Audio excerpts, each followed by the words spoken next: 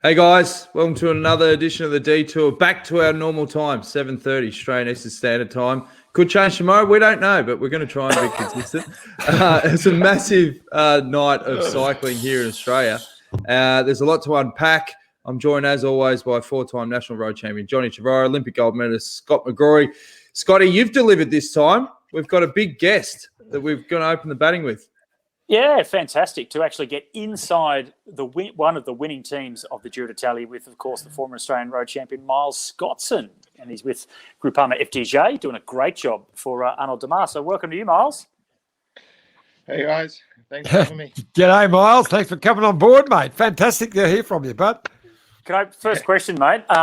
How long have you been up? Because it is, of course, the rest day, second rest day at the Giro d'Italia. So you normally get to sleep in, but we've got you up and about, mate, doing media straight away. When'd you get up? 1 hour ago, got up at 9:30, so managed a good sleep.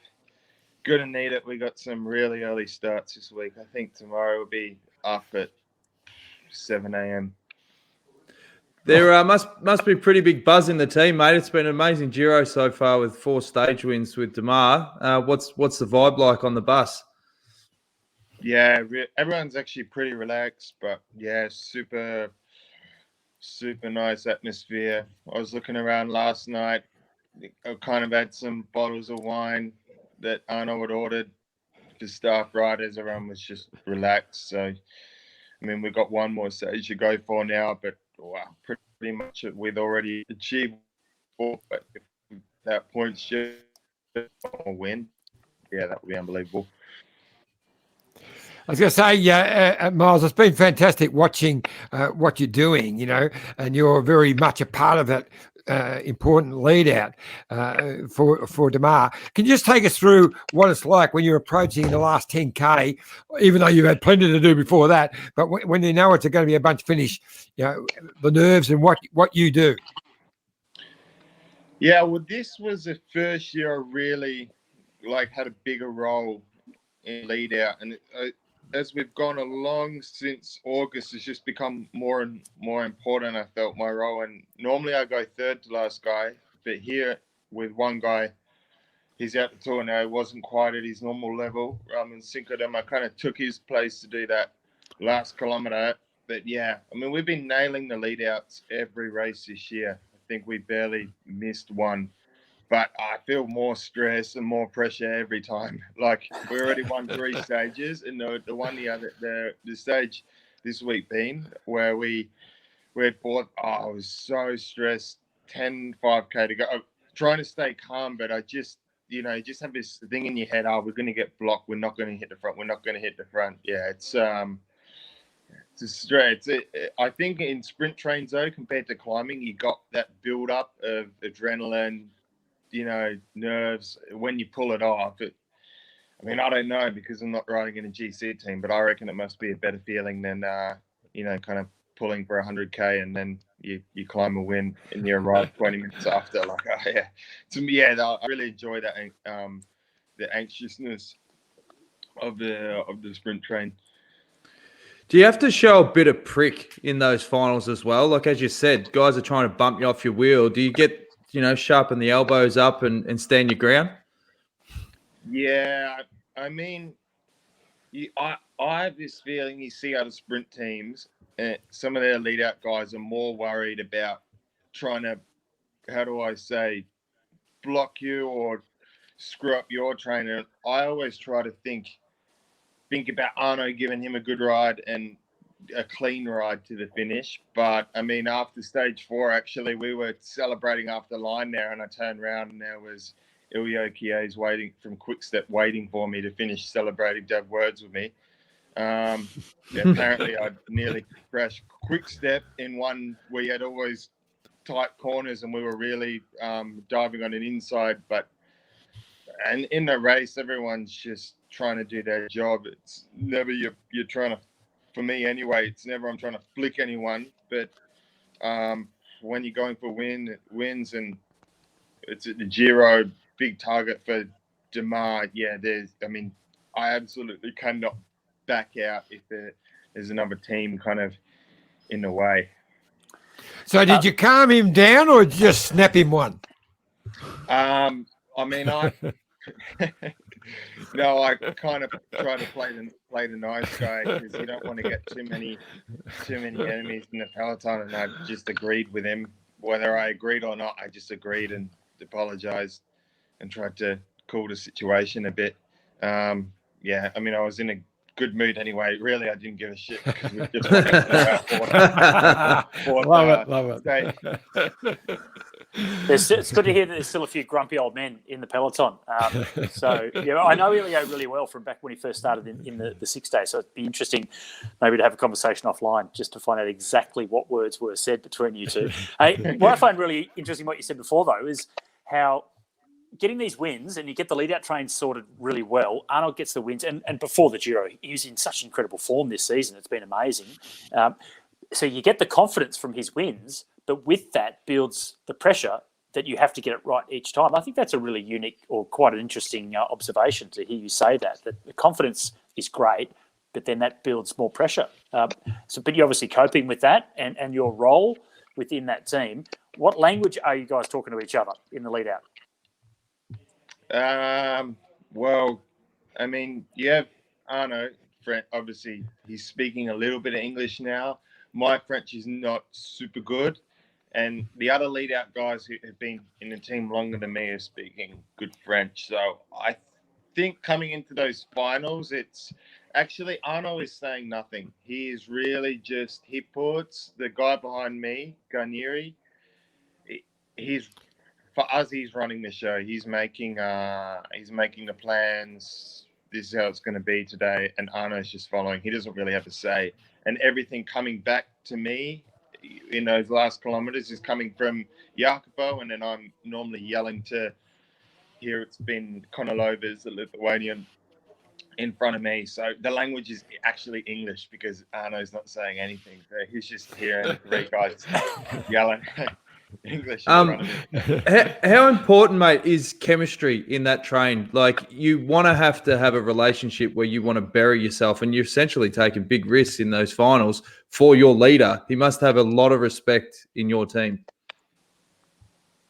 Yeah, I mean, the guys, they had their train going for a couple of years with Sinquidem and Garnieri. Both were lead-out man elsewhere. Like, Garnieri was last man for Christoph when Christoph was flying at Katusha, and Sinquidem was with Degenkolb at Sunweb or whatever they were called beforehand. And it kind of brought me into the train, and really, I mean, motivated me. Like, we can do a lot. We can really good train. Not a lot of teams are emphasizing like sprint trains anymore. It's all GC based. I mean, if you think back, like HCC, Lotto, they really had like big proper sprint trains, and I think that's what they tried to build here. So and as we're going along, then I mean, I have like 100% trust. So just always listening and learning to the other guys in the train, and now I guess I have more responsibility myself. But yeah, and they also need to trust me, and that's taken a few races now. And now I think it's 100%. But you can imagine if you're in your 30s, you've been doing it for years, and you got some 26-year-old, then it's not always been leading out.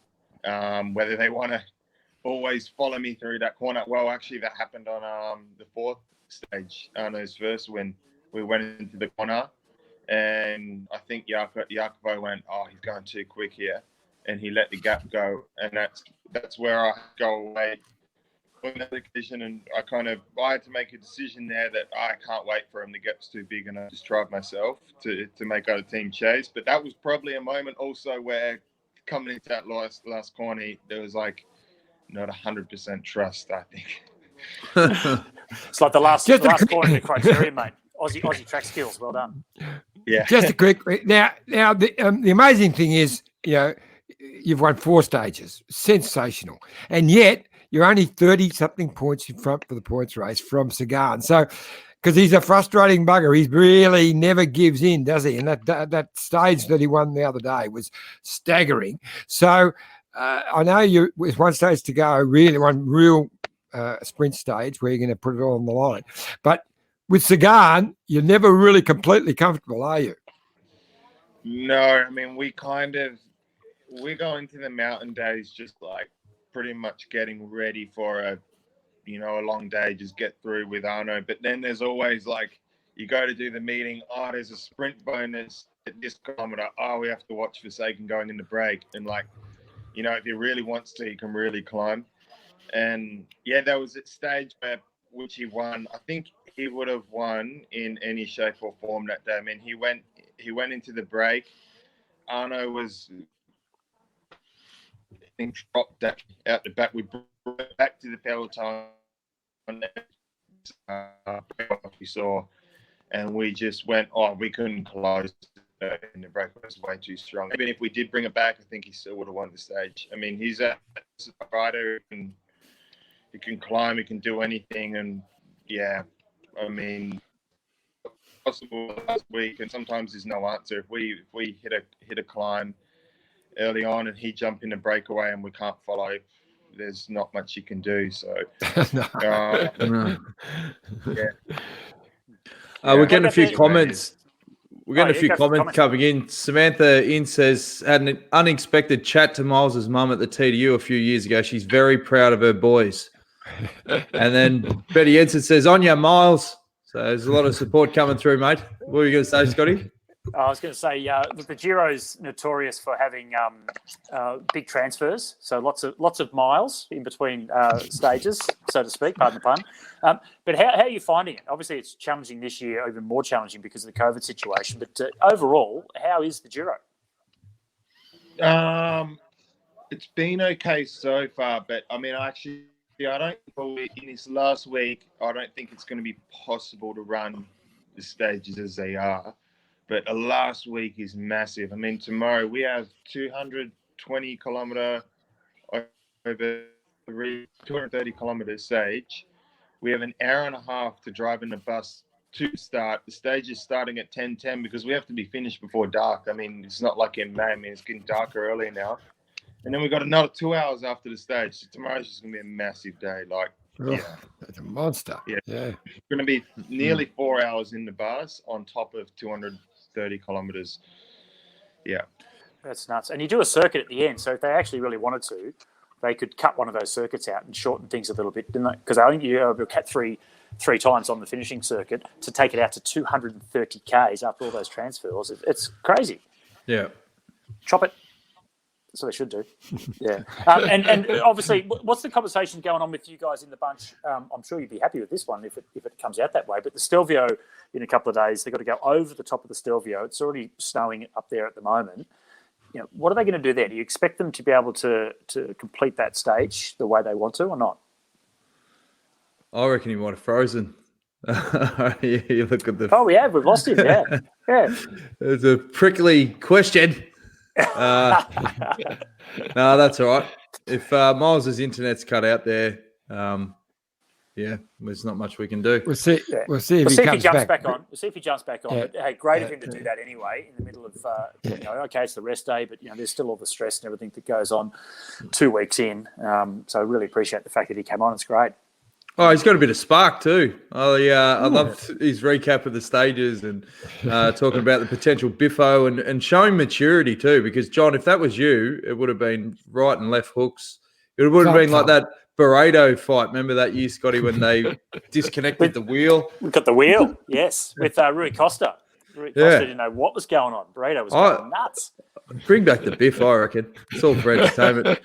Miles is disconnected now, so his connection's completely gone kaput. So anyway, if he comes back in, we'll bring him back in. Exactly. Unpacking the Giro, fellas. Teo, how do you pronounce his name, Scooter? Gegenhardt, that's it. Yeah. Great win. But the big talking point from an Aussie perspective is this man, Jai Hindley, sensational. He's third on GC. Now, I had a look on cycling news. I can't work it out. How is he third on GC, 2 minutes 56 seconds behind, but he's 4 seconds off Gegenhagen in young riders? It can't be correct. Can't be correct. Misprint. When I looked at it, he's still sitting second, but behind Almeida That makes sense. Teo is the second behind him. So yeah, so obviously he's still the young rider in the pink jersey.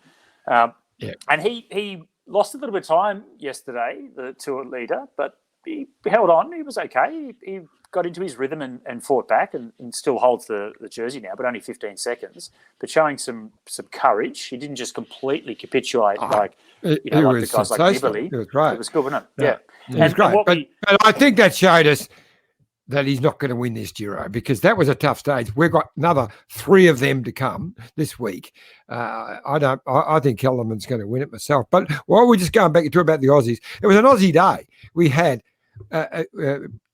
Rowan Dennis in the break. And not only in the break, he rode away from the break. And if they, most days that would have had a bit more time. He needed a couple more minutes, and he would have won the stage because he was right away. But just a couple of minutes short of enough time to do that, and they caught him on the final climb. And then Chris Hamilton, who was doing a brilliant job on the front for Sunweb, set such a pace that he actually, I think you'll find that Almeida actually got dropped when Chris was on front, even before Jai Hindley hit the front. So then you had Chris doing the work, and then Jai hit the front 6.5K to go, and just everyone gets spat out the back other than Gegenhardt and his team leader Kelderman. So it's a super performance. Sunweb did a really good behind-the-scenes video of last night's stage. Let's have a look.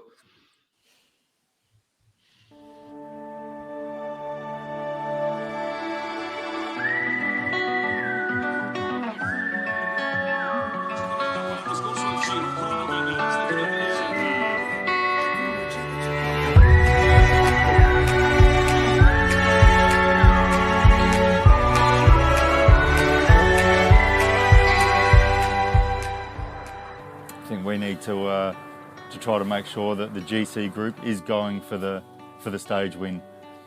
There'll be other teams have the same interest. I think NTT for sure will be looking to do that. So I imagine once the race is under control, that also an NTT may look to start riding already to make sure the breakaway is not going to go to the finish. Keep an eye on how our mitre is. Then when the time comes, bang. Shave. Bang. Shave. Yep, Almeida completely on the limit. Pozzovivo's also dropped. Fuguzang also dropped. Nibali's also dropping. Luke, you want me to continue? Keep going or jump? Jump. Jai, try to jump if you can. Jump, get a gap, force the others to chase. Almeida's dropping. Okay, go, let's go. Okay, go, guys, let's go. Almeida's dropping. Come on, let's go now. We need enough. Come on, we need 25 seconds. Come on, push. Come on, guys, you can do this. You can do this, Wilco. Come on, finish it off.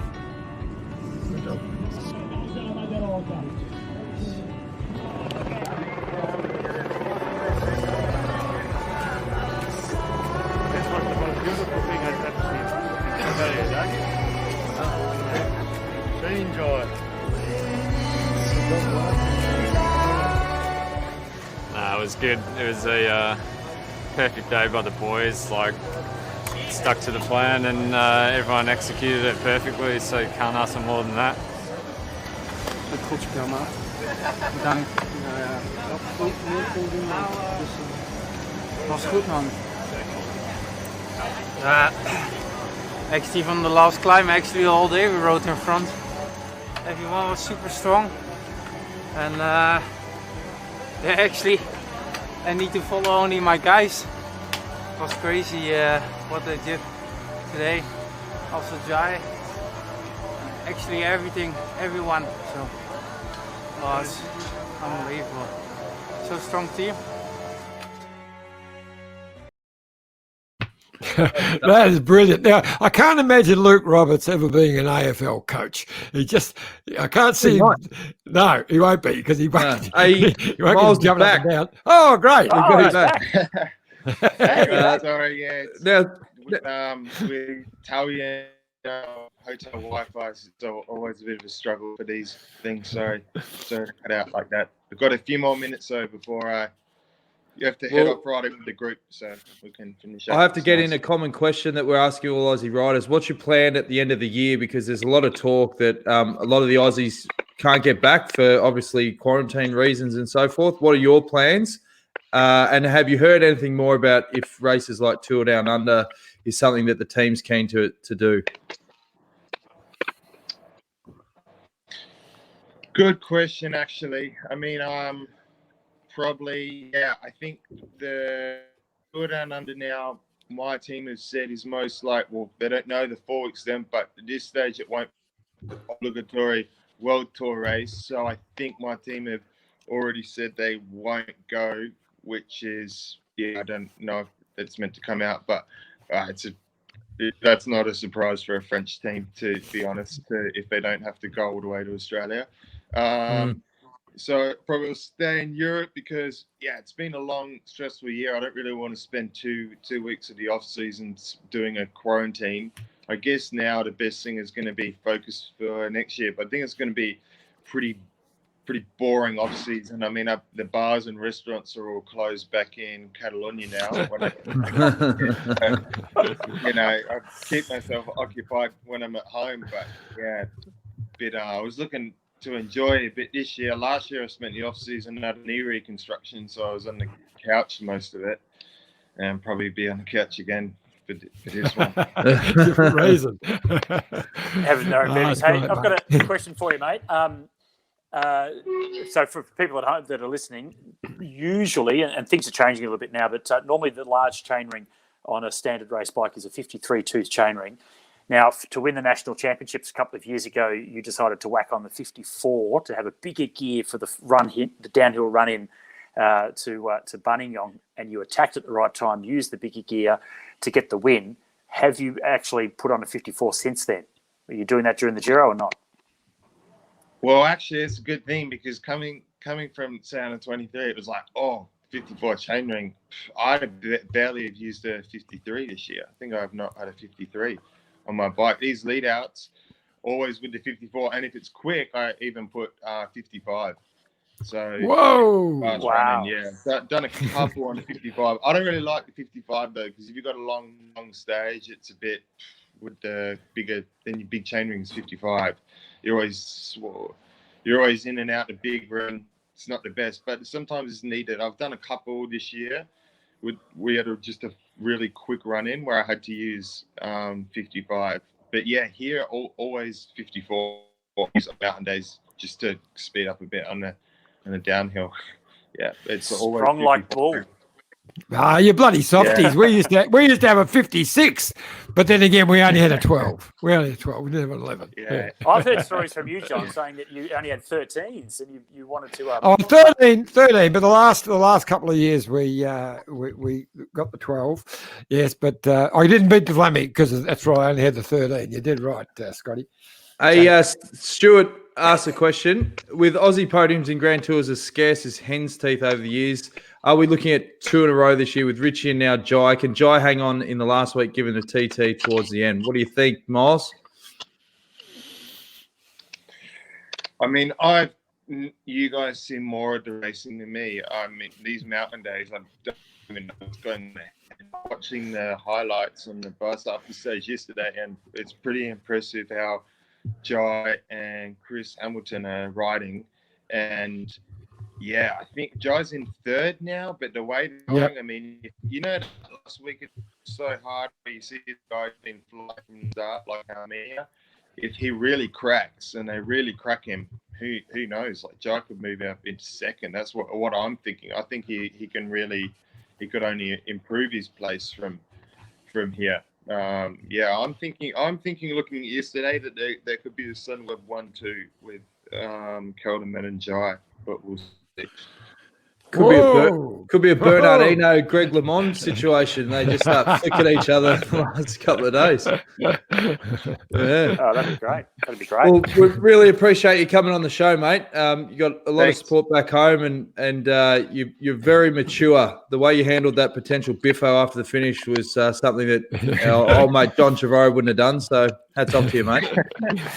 And Miles, if you want to send some Cheerios to anyone special back home, now's the time, pal. Thanks. Yeah, thanks everyone for the support, and pleasure to come on the show and chat a little bit. All the best, Great mate. stuff. Great Brilliant, stuff, buddy. mate. Thanks, Good Miles. on you, Miles. Thanks. Cheers, Good luck mate. for the rest. See you guys. Bye. See you, mate. Tough couple What of a days, legend. Miles. Yeah, tough couple of days to get through to the next and final sprint stage, with the final stage in Milan being a time trial. It's only one more sprint stage, but all the sprinters have to get over the bergs before they get to it. So, And tough couple of days. yeah, add the transfers into that. I mean, what a It's pain in nuts, the isn't it? ass. Yeah, what a pain in the ass. Hey, one thing that you sent me, Scotty, was how good is Europe when it comes to a good plane show? You know, Yes. it always seems like the Tour and the Giro go head to head, and who's got the bigger planes, who's got more smoke. Here's a good video I flogged off Twitter, which was the Giro plane show before the start yesterday.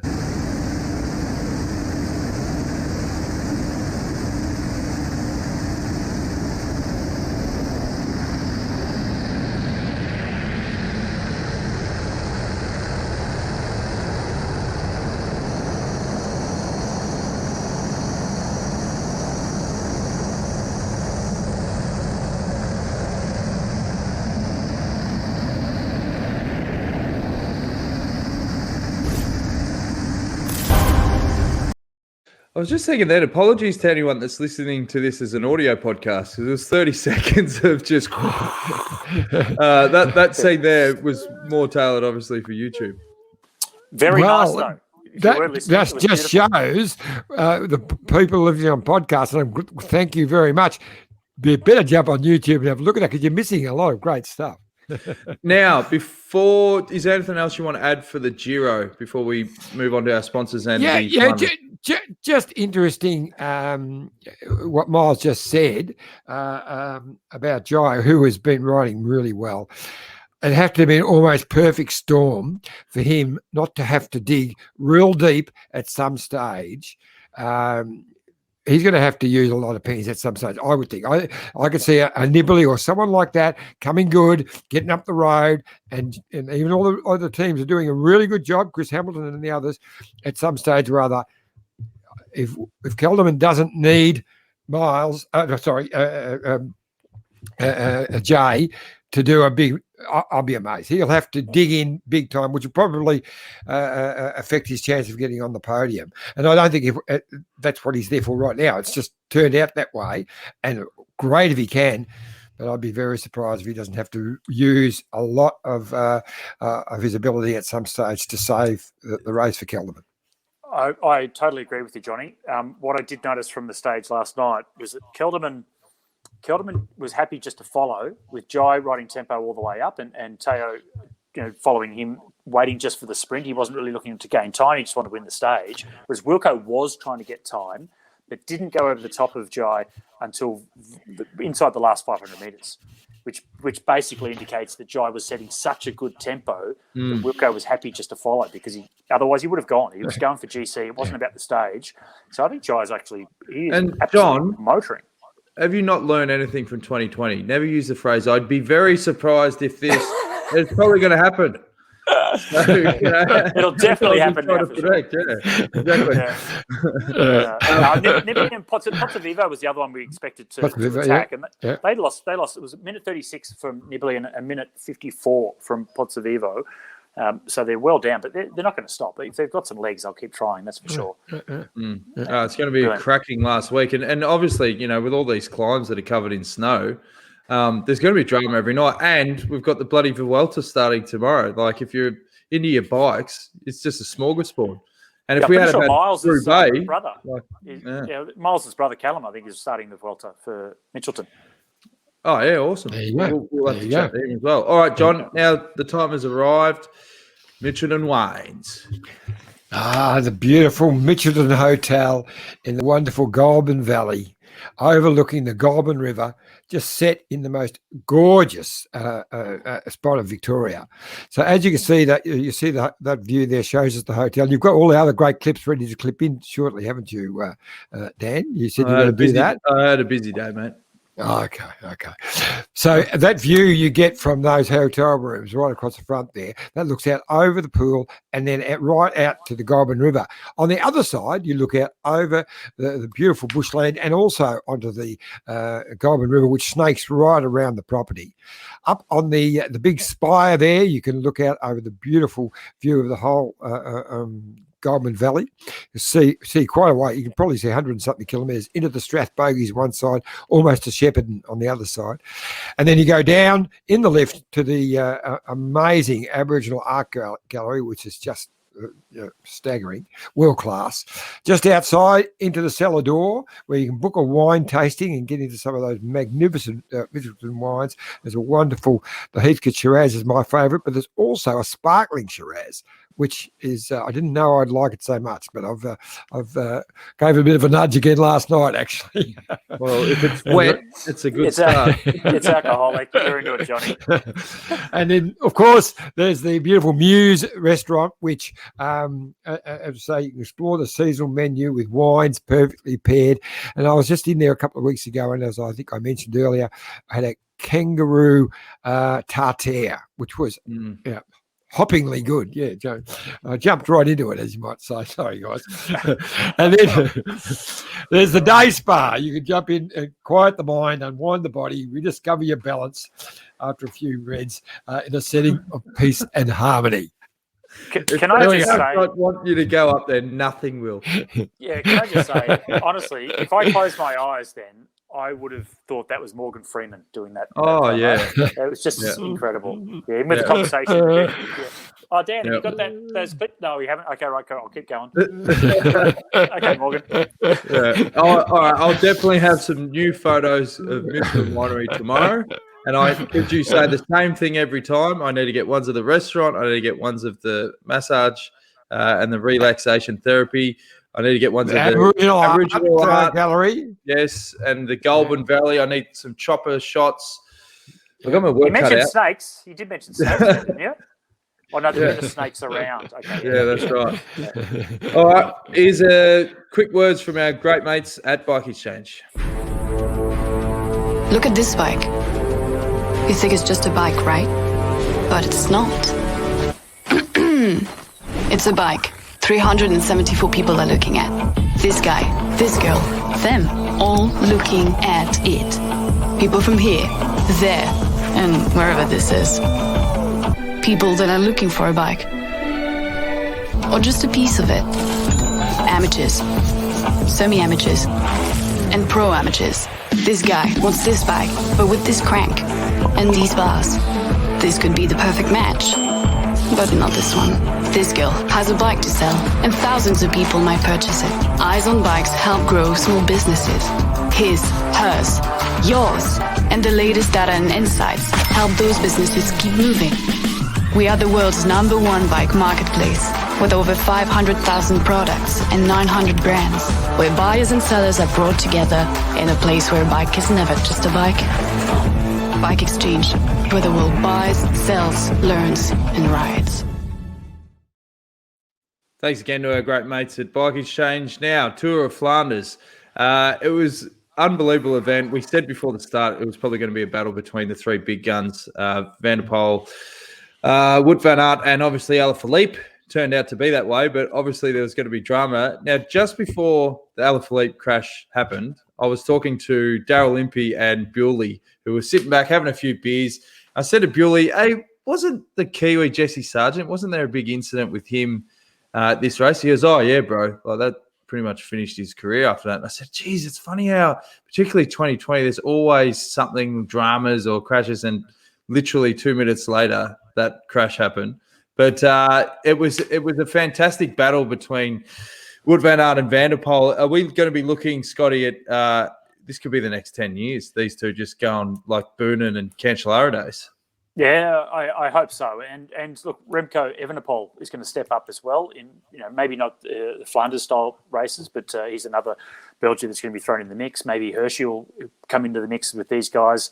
But they are just sensational. They're really vibrant. Their bike handling skills as former cyclocross riders, it's just fantastic to watch. And while Mathieu came away with the win this time, it was 1986 that his father won Tour of Flanders. Now, that year he also finished second in Liège-Bastogne-Liège and third in Paris-Roubaix, so a great year for him. But to bring it back to us, John, in 1988, he was third in Flanders. That was the year that he won Liège-Bastogne-Liège Artie van der Poel. He was seventh in Milan-San Remo, but he also won the Herald Sun Tour, which, of course, you won, and we're both race directors of. So that's our little connection. I've got to bring it back around somehow. Yeah. But the rivalry, because they're also... Like Boonen and Cancellara, they got on pretty well. And the rivalry these guys had from cyclocross that they've brought across into the road. And in cyclocross, there's been so many battles between them where it's been literally, banging shoulders, to get into the corners, jumping off the bike, running up through the mud, banging each other again. So, they've really locked horns a lot through the cyclocross world, and they're doing the same on the road. As long as they keep it civil, it's going to be fantastic for the fans. Well, he was quite emotional after the finish of the race. We've got a clip of that. Afstand! Afstand! Ja! Oh, maar kijk, jongen! Echt fucking jongen! Oh, puur!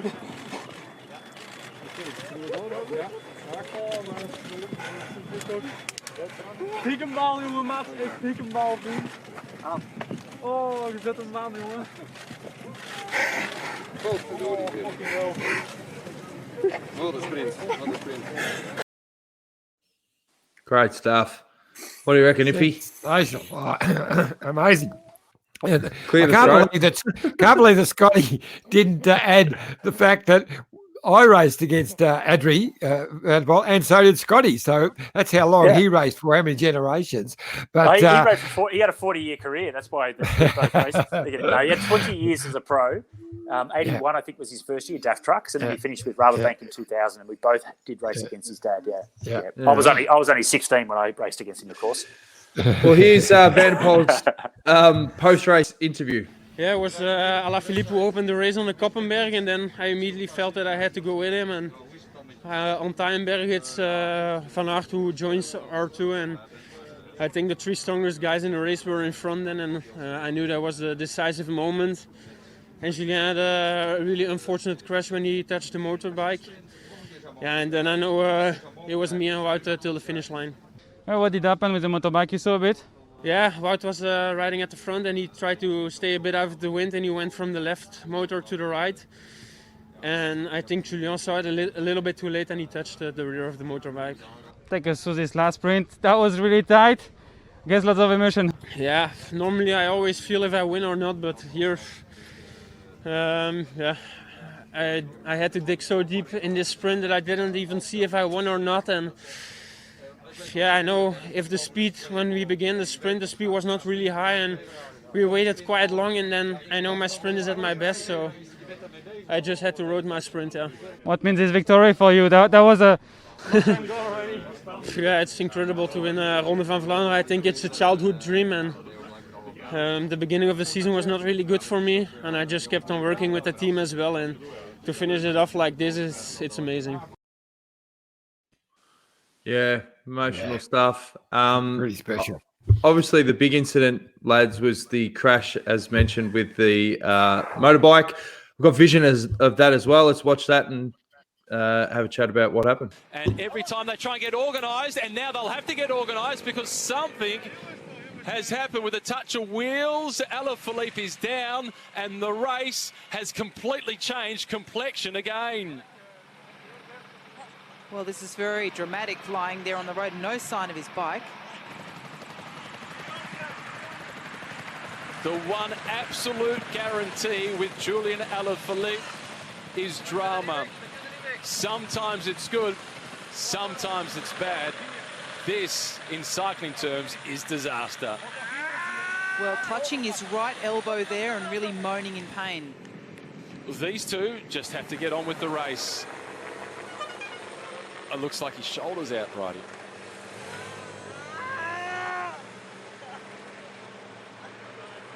Oh, no. So he's run into the back of the motorbike. Hit with his right shoulder, and you're right, he may have dislocated his right shoulder. The weight has impacted it. Yeah, obviously shocking stuff. What was your takeaways from that? I mean, was obviously the motorbike? I mean, those sort of incidents, they do those 100 times in terms of slowing down, pulling to the right. Who's fully at fault there, lads? Interesting one, isn't it? I mean, if you could lay fault at anyone, I suppose Alaphilippe ran into the back of it. He should have been looking where he was going. But it's a whole combination of things. Those motorbikes are coming forward and back all the time, and they do go to the edge. The motorbike rider, there was two bikes. The one he actually ran into was behind another one. So he couldn't just suddenly think they're coming close. But Van Aert sort of used it as a bit of protection, sort of ran close to it and out. Not that I think for 1 second he had in his mind one of the guys had run into it, but he just used it. And, you know, if any of the other two guys had been in the same position as Alaphilippe, they probably wouldn't have hit it. But Alaphilippe, it's just what he's like. He's always jumping around, looking around. He's just a bumblebee, and he's just fractions. Yeah. The motorbike driver's come out and made a statement, and he says, "I feel terrible." Yeah, no shit. He does not feel as bad as Julian Alaphilippe. I can guarantee you that. And Lefebvre wanted blood. Don't worry about that. Oh, yeah. Alaphilippe's, he's probably medicated at the moment, so he's probably feeling okay.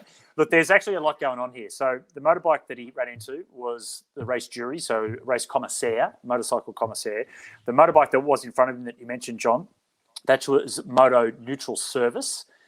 And they'd assessed the racing situation. The gap hadn't opened enough to the chase group for the cars to come in. It was still very close. So they did the right thing by putting the motorcycle commissaire and the motorcycle neutral race support in behind to make sure that the guys trying to win the race are going to be serviced. If there's a mechanical, their team cars would have been 2 groups behind. So if they had a flat tyre at that point, they're definitely going to be out of the race. So they did the right thing with that. But when they chose to go back, you notice that the road was on a slight right-hand bend. Yes. In Europe, when you're coming back to do a situation like that, where they're coming back, whether you're in the convoy as a car or whatever, you do actually slow down the right-hand side. Everybody has to go around the left. In Australia, it's the opposite. You slow down on the left and everyone has to come around the right side. But they chose to do that on a slight right-hand bend. So they've taken the short part of the corner, which the guys are always going to try and cut that anyway. And then on closer inspection, you had Alaphilippe sitting in third wheel. He's not going to do a turn now for a little bit because Matthew's going to be the next one to go through after Wout pulls off. So he then went to his radio to talk to his team. So you put all those things together, and at that moment, that's when, look, because Matthew himself almost hit the bike because he was following Wout. He wasn't expecting anything else to be there, and he was surprised by seeing the motorbike because I think he just slowed down too quickly and did the right thing by the regulations by coming back on the right-hand side, but it was a right-hand bend, for Christ's sake. Go across to the left where there's more space and then slow down on that side. So I think it was the motorcycle rider's fault. They were trying to do the right thing, but they just stuffed it up. I get what you're saying. The only thing, you know, when you look at it, why wouldn't they have just pulled over and stopped for a second? Get off the road for a second. That would be the easiest thing. Don't worry about going the other side. Just pull off the bitumen, let them go by, and then jump in behind them. That would have been the smartest thing to do, actually. Yeah. And I'm sure they were experienced. It's the Ronde van Vlaanderen, for Christ's sake. So obviously the officials and the neutral race support have experienced motorbike riders and support crew. But in this case, it was just the wrong time, the wrong thing that happened at the wrong time. Well, it is. Oh, sorry, mate. You got nothing. Oh, we've got a few comments coming in. Yeah. Check the moto's brake lights. Crash for cash from King. Possibly. Vazzy, he says, has Alaphilippe been cursed with the rainbow bands? He's certainly had a bad run since winning. He chopped someone 1 week. I mean, Well, he celebrated too early. Celebrated just early enough, and now he's come crashing down. So you could be right, Vazzy. He could be that terrible curse. But I've got a little story for you, fellas. looking back through the records today of Tour of Flanders, because anyone who's lived any time in Belgium knows how big this race is. And we touched on it last night with Alan Piper, who tried to explain. He called it like Australia Day, but it's as big as the Melbourne Cup to the Belgians. And the one thing about Belgium, when we talk cycling, is the biggest sport in Belgium. Well, in Flanders, it's even bigger again. And if you go into a pub in Belgium, which I happen to do once or twice, the conversation, like you go into a pub in Melbourne, especially around inner Melbourne, Collingwood, Richmond, they're all talking football. When you walk into a pub in Belgium, especially in Flanders, in Ghent, they're talking bikes. And they are knowledgeable, like the footy fans we've got. They're like that with the bikes. They know every bike rider, they know every race. And so the Tour of Flanders, there's 1 million people come out to watch it. Well, they didn't have that this time because there were no people out there. But it is a huge event. So I started looking at some of the history going back. And there's only 2 classics that Aussies have never won. And it's a Tour of Flanders and a Giro di Lombardy. And we've ran second in both, but we haven't won either one of them. But in 1919, there was a guy named Van Leberge.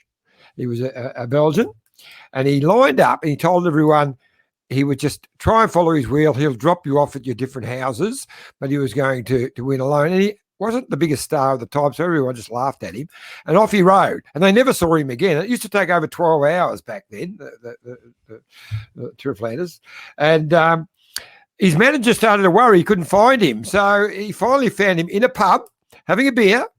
And he dragged him. He said, I've got plenty of time. So he dragged him out of the pub and made him ride onto the finish. And he still won by 14 minutes. And he told all the fans to go home. He said, you might as well go home now. They're hours away. But they were 14 minutes away. That sounds of the days when they used to jump on trains and all this sort of stuff to get an advantage. Piano wire stories. I don't know. Well, anyway, it's there. It's a great story. You can Google it. I only found it myself today. It's a lovely story. Classic. We've got another good point. Do you think Matteo will go to a world team? Isn't that interesting? Because he won, the biggest race in Belgium. He's Dutch, of course, but it's still very important for them. He won Amstel last year, riding for a second division team. It's only a matter of time. They're paying him enough money. The team actually weren't that bad. They were very strong. They had several riders up in the mix right towards the end. So they're riding above themselves, but they are second division. At some point, clearly, someone's going to have to pay him enough money to have him stop doing cyclocross, focusing on the road, and really throwing a few million euros at him for sure.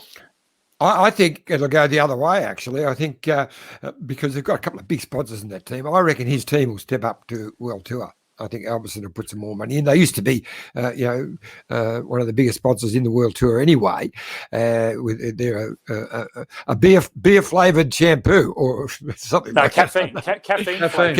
Caffeine. Oh, sorry, not beer. Okay. Yeah, well, it's meant to regrow your hair, but I can tell you it doesn't work. I tried you tried? Yeah, I tried it. They gave out free bottles at Down Under. It didn't work. I reckon that they'll step up to World Tour next year. Mm. Now, on the women's race, chapeau to Chantal Vanderbroek / Black. She won with a late attack and gapped them and won by a minute. But Aussie Sarah Roy, Scotty, finished in 5th in the bunch kick with Aussie Grace Brown and Van Vleuten. Van Vleuten obviously tried to break away in the final stages there, but just didn't have the legs compared to the winner. No, another good ride by Sarah, 4th at Gent-Wevelgem last week as well. So good rides by her, finishing off the season. It was also the last race for their teammate Grace Brown. Gracie Elvin. So Gracie Elvin now goes into she's not doing the pun. Well, what I saw was them. That was Sarah actually saying, so apparently going by social media, that was the last one. Right. Okay. And interestingly, so they went on to the Haute Clermont. And the lead group, rode up. There was no sort of harsh attacks, but they were riding solid tempo up there. And then Chantal, when they got over the steepest part on the flatter section, it's still sort of gradual all the way up to the very top, and that's where she hit them. And so I guess everyone was sort of cautious about the real steep section of the cobbles on the Haute Clermont, and then she just went whack along the top of it, got the gap, and that was it. She was home and hose. And finally, we got someone that's at least 30 winning a race now, because it's all kids that are out there doing it. So Chantel comes along at 30. No surprise, though. Like we were talking about Van der Breggen and Van Vleuten as the outright favourites. They marked each other out a couple of times through the race. But Chantel is a teammate of Van der Breggen. But hey, it's no surprise. She won the World Championships in 2017. She's also won Gent-Wevelgem. She's won Amstel Gold Race as well. So absolute quality rider and a worthy winner of the Ronde for the ladies. Now, Kirsty Baxter had some breaking news. Big news in women's peloton. It's a Cycling Tips article, but Jumbo-Visma to launch women's team in 2021. Fantastic news. Good to That's hear. sensational. Yeah. Huge. And with the success they've had. Yeah. And they should have the cashola. You know, they'd have a pretty big budget as well, so that's great. They've got a huge budget. I've got another comment. Yep. Ryan McMillan, why aren't the bikes expected to maintain a minimum distance at all times? The owner should come back onto the bike. No. Motos, yeah. No, I think I don't. That bubble in the race itself doesn't mean anything for the actual cyclists. Of course, they're all next to each other. That's what the bubble's about. We're accepting them as part of a group that can come together, and the motorbikes are all part of that bubble. So there's, but I hope he's right. If they had a meter matters, you wouldn't have ran into the back of it. Yeah, and a couple of other comments. Kirsty obviously said Heathcote Shiraz is a ripper iffy, and Ryan McMillan says can't unsee iffy in the day spa. And Kirsty also said Marianne Vos is the main rider. So and she didn't ride Flanders, so her team. Actually, CCC put out a statement before Flanders to say that she wasn't in good enough form. So that's why she didn't ride, which was quite bizarre. I haven't heard exactly what that meant. She was riding up to there. It meant she's leaving to go to another team. Yeah, I think so now. Yeah, well done, KB. Thanks for that info. That old chestnut. Well, and the Dutch, it's great that they can split them all up too, because there's so many good Dutch riders. Obviously, Van Vleuten at Mitchelton and Van der Breggen and Van der Broek Black at Balsdormen. So good to have another team in the mix and making sure that they don't all end up in one team, so we can really spread the love, because the Dutch have absolutely slaughtered the women's peloton over the last few years. Now, before we go, we should have a look at the Vuelta. It obviously starts tomorrow. I was having a look at the overall prices. Roglic on top, Dumoulin, Buckman, Carapaz. What are your expectations for this one, boys? Be more unpredictable than anything we've had in this incredibly unpredictable year. Yeah. I like Dumoulin. I just reckon he will come into. I think Roglic might. He's didn't have much time off. He won Liège, best on Liège, fantastic. And I don't know that he'll be able to come through it all again after the drama of that Tour de France. But he's a superstar. I just like Dumoulin. Yep. Yeah, as long as he doesn't have to go to the toilet, then he should be fine. He should be able to go on. Yeah, exactly. Super unpredictable, guys. I'm actually, I enjoy watching the Vuelta. You know, I probably shouldn't say more than the Tour, but just its unpredictability every year. Typically, the sprinter stages are incredibly unpredictable. I've said that a few times now, but because they don't go there with their full lead-out trains. You know, it's basically the third Grand Tour of every year. This is the one that guys get a bit of a last chance at. They don't go there with a sprinter in a particular team and, a bunch of lead-out guys. Same for the GC guys. And it's been such a fascinating race to watch for the last 10 years. This year, it's going to be even more so. We're not even knowing how far it's going to get with everything that's happening in Spain at the moment. But look, I hope Roglic can step up and get that win that he didn't get at the Tour de France. I know he won this last year, but so it's only a consolation for him. But he seems like a nice guy. Oh, definitely. Now, it's been a massive episode. We've put the old podcast fishing rod out there. So hopefully we've got a couple of good guests lined up over the next couple of days. I'm going to try and get Adam Blythe on. Phil Liggett's done a bit of Gary groundwork there, and he's agreed. But we'll have to give him a couple of days' notice. He's really good on the GCN commentary. Heard him last night. Just gives that fresh insight, very knowledgeable, but he's also got a good sense of humour. And as you know, Scotty, in that commentary, you need to have that sort of balance, don't you? I think so. And the cycling commentary for English speaking in particular has evolved over the years. Look, I remember Dave Duffield doing Eurosport years ago on his own, every race. And we'd get to, I remember there was a classic, it might have been Gent Wevelgem, and they went under 1K to go. You could see the helicopter shot. And he started talking about his time when he first saw cycling, watching the jolly old Giro d'Italia. And they came through the town where he was stationed in the army and I'm thinking, you're inside 1K to go. And now you're talking about, when you saw cycling for the first time, commentate the bloody race. It was so frustrating. But they've evolved so much. There's a plethora of commentators now. You've reminded me of a story there, Scotty. I met David Duffield on the Tour de France, and he was good friends with the O'Grady's, with Stewie's mum and dad, who were travelling with me. And I said, because he's got a wonderful voice, a bit like Phil Liggett, a great voice, but didn't know as much about cycling. And he was very much into the roses and the chateaus and all of that, more than the bike race. And I sort of said to him, oh, well, what's your background? He said, I was 14 times national champion. I said, oh, really? I didn't realise that. In what discipline? He said, yes, time on a tricycle.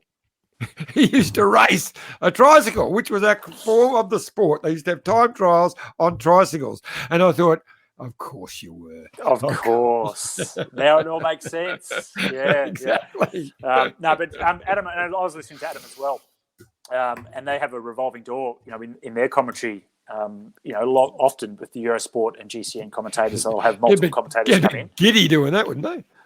True. No, but it's like the cricket. Like the cricket, in Australia, they don't just have the same commentators the whole way through. They'll bring in fresh voices, and it brings in fresh opinions. It also gives an opportunity to get some insight, some latest information. Come and bring that in as well. Adam was really good. Although I've warmed to Carlton Kirby, who also doesn't know a lot about cycling, but he's very enthusiastic, and I'm always waiting to hear sort of some of the funny stuff he's going to say. And I just cannot wait for Sean Kelly when the race gets to 33 kilometres to go, because I just love listening to say 33 to go. So that sounds a bit like our show with the revolving door that we have, because we've had different people come out. So don't let that door hit you on the way out, Scotty. Fair enough. Hey, Samantha Ince says, is Chavez riding GC or stage wins? We're going to get Matt Wilson. Well, we tried to get Matt Wilson on. He's actually in the directors' meeting at the moment. So he sent a photo. Perfect timing. I reckon old Shaves will have a go for GC. I reckon. Oh, why not? Yeah. Why not? If ever, this is the time.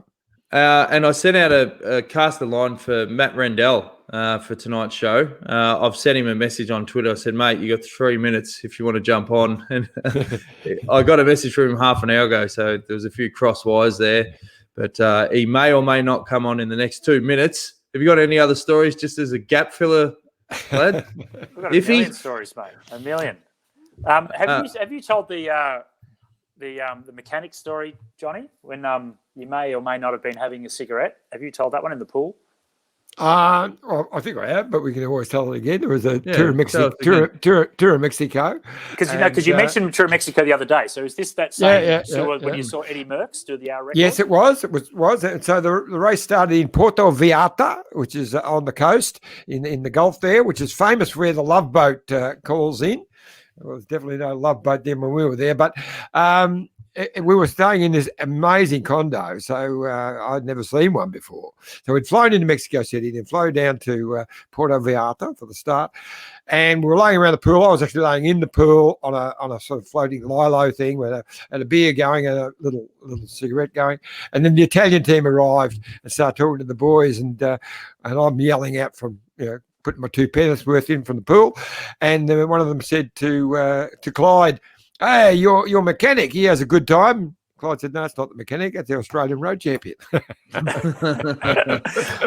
like how you said having a little cigarette. Like you were trying to, you didn't want to admit that it was just a normal size cigarette. Well, no, I thought it might have been a cigar. I thought it might have been a cigar, but when I think back now, I was on the cigarettes at that stage, not the cigars. Yeah. Did you feel when you used to smoke the lungers and you're riding, like surely you felt the effects on the bike? Like no, I never smoked them while I was riding. I had them straight after, but not while I was actually riding. No, I get that, but I'm saying, do you understand the effects of cigarette smoke? Like, surely after a while, you would have felt that it was affecting your lung capacity. No. Yes, I probably did. Yeah, but you wouldn't have known. I had when we did our Olympic testing, when we went to Munich, we had the whole Munich team of all sports had to do these tests. Tony was doing it for the cycling, but it was being done by every sport. For some records or whatever. So we're all doing all of these tests and whatever. And I had a little bit of VO2 max test. Well, it was the version of a VO2 max test now, but a bit more other stuff in there. But and I remember I had a bit of an injury, so I wasn't quite as fit as I should have been. But there were guys who had lower heart rates and whatever. But I had a very high, one of the highest lung capacities of the whole Olympic team. And I had the quickest, according to Dr. Hoyne, return back to resting pulse rate of the whole Olympic team, not just the cycling, he said, the whole Olympic team. So I must have been lucky to have very big lungs. So I probably damaged 20% of it, but I actually had big ones to start. Had a bit to spare. But no, you know what? The other thing, let's not, we don't want to talk about drinking and smoking, all these sorts of things. But hey, that was the era. That's what, people didn't really understand nutrition and those things quite as much as we do now. But John, is it true that you have never had a hangover? I used to say that, and maybe it's old age or being crook recently. I've had a couple of what you probably would call hangovers in the last couple of years. But in the early days, never had a hangover. No. Yeah. So, I find that fascinating because it's like, okay, Usain Bolt's the fastest man on the planet, right? So someone has to be the fastest. Someone has to be the best climber. And there are people, say, such as yourself, that can just absorb the toxins of alcohol or cigarette smoke, etc., and disperse it and get rid of it without the effects that so many other people have. And I think maybe someone like an Eddie Merckx, probably could have drank a lot as well. His body just would have absorbed it. And Grand Tour riders are those sorts of special people that just seem to recover quicker than everybody else. They're just, elite humans, better than others. I think that accounts for when I was young, we used to catch snakes, and I got bitten by a snake, and the snake died. So maybe that there you go. Hey, it's a superpower, maybe. That's it. You're Spider-Man, You shouldn't have been the angry ant. You're Snake Man. Colin Morley says, great to hear Dr. Toyne mention big cycling supporter too. Oh, he was a legend. He was an absolute character.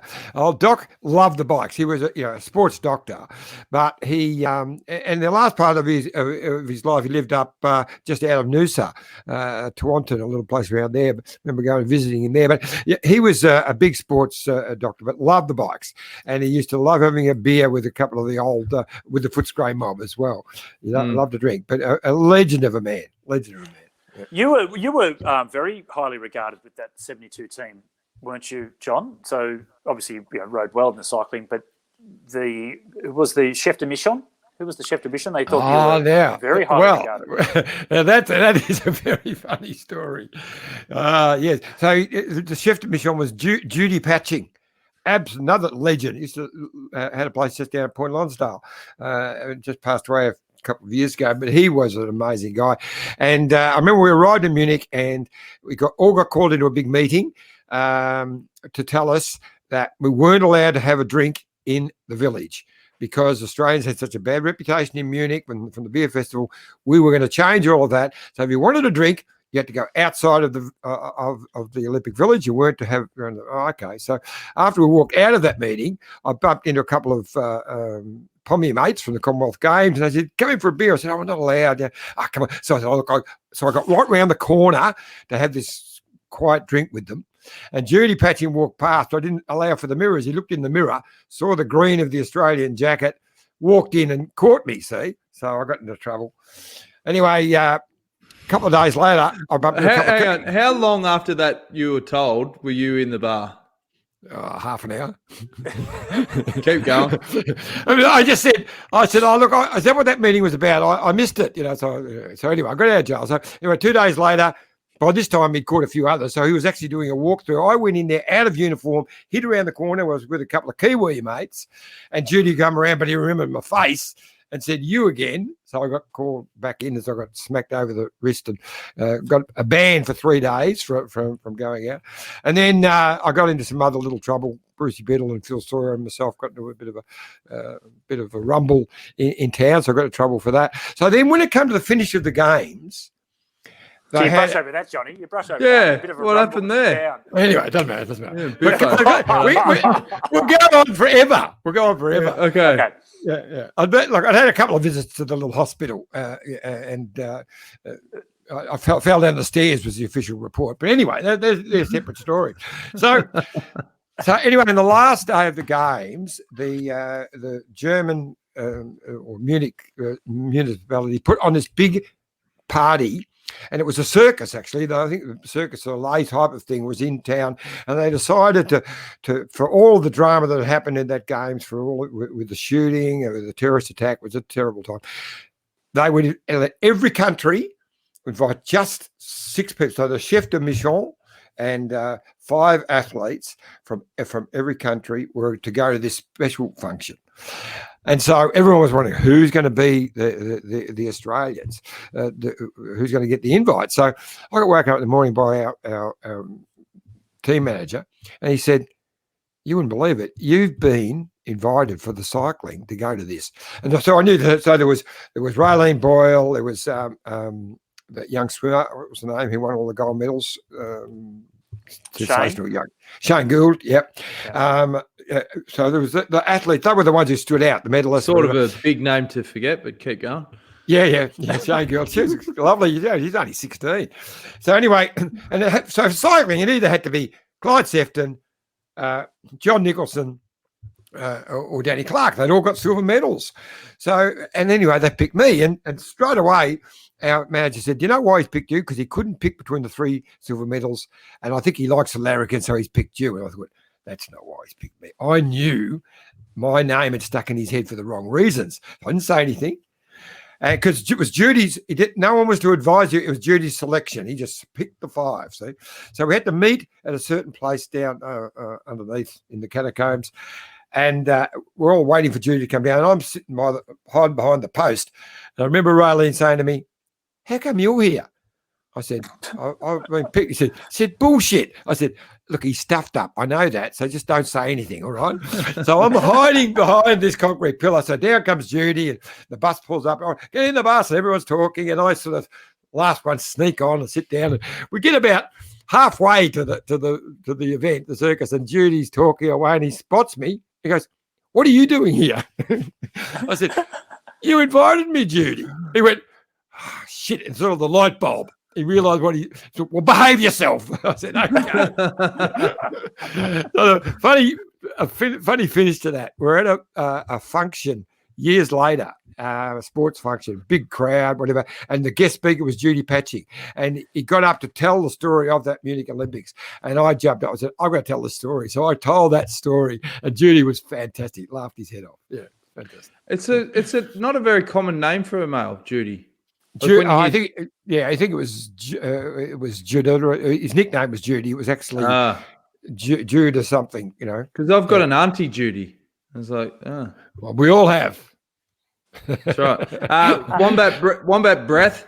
He says, please, can you try and get Adam Hansen on? We need to honour this special Aussie in potentially his last year. I think that's a good point. That should be a priority. Very good idea. Yeah. All right, we'll leave that up to you, John. Go fishing.